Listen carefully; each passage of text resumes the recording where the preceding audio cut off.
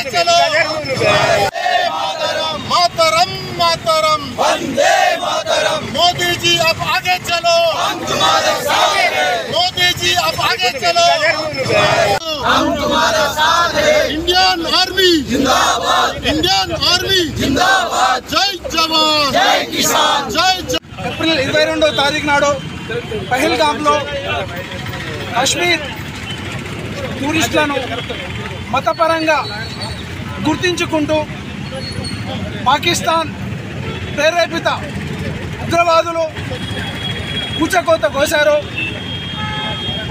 హిందువులనే target చేసుకొని ఏదైతే వచ్చారో మన భారతదేశంలో గల 140 కోట్ల జనాభాలో మత వైషమ్యాలు సృష్టించాలని చెప్పేసి ఏ విధంగా వాళ్ళు ప్లాన్ చేసుకొని వచ్చారో దాన్ని అణగదొక్కుతానని చెప్పేసిన మన ప్రియతమ నాయకులు నరేంద్ర మోదీ గారు నేడు రాత్రి అనగా 1:44 ఏదైతే ఆపరేషన్ సింధూర్ ద్వారా 9 ఉగ్రవాద స్థావరాలపై సర్జికల్ స్ట్రైక్ చేశారో, వైమానిక దాడులతో వైమానిక దళాల యొక్క తోడ్పాటు, మరి అదేవిధంగా పదార్థాల యొక్క తోడ్పాటుతో ఆపరేషన్ సింధూర్ చేసి మొత్తము 9 స్థావరాలలో విధ్వంసం సృష్టించి 100కు పైగా ఉగ్రవాదులను ఏరివేశారు.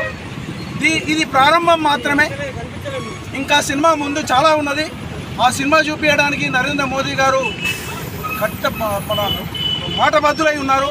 అదేవిధంగా భారతదేశానికి మొత్తం ప్రపంచ దేశాలు కూడా వత్తాసు పలుకుతూ ఉగ్రవాద నిర్మూలన కోసం అందరం కూడా మేము మీకు తోడున్నామంటూ నరేంద్ర మోదీ గారిని ఏదైతే వత్తాసు పలుకుతున్నారో, అదేవిధంగా మనమందరం దేశ ప్రజలం కూడా 140 కోట్ల ప్రజలము, అదేవిధంగా మన భారతీయ జనతా పార్టీ కూడా వారికి వెన్నుదన్నుగా ఉండి వారికి ధైర్యం ఇచ్చి వారు ఉగ్రవాదాన్ని అణచివేయాలని చెప్పేసి కోరుకుంటూ వారికి